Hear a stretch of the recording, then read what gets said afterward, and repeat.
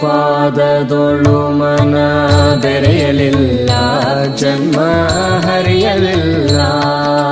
ಗುರುಪಾದದೊಳು ಮನ ಬೆರೆಯಲಿಲ್ಲ, ಜನ್ಮ ಹರಿಯಲಿಲ್ಲ.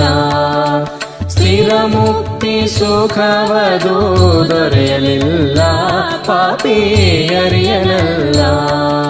ಸ್ಥಿರ ಮುಕ್ತಿ ಸುಖವದು ದೊರೆಯಲಿಲ್ಲ, ಪಾಪಿ ಅರಿಯನಲ್ಲ. ಗುರುಪಾದದೊಳು ಮನ ಬೆರೆಯಲಿಲ್ಲ, ಜನ್ಮ ಹರಿಯಲಿಲ್ಲ.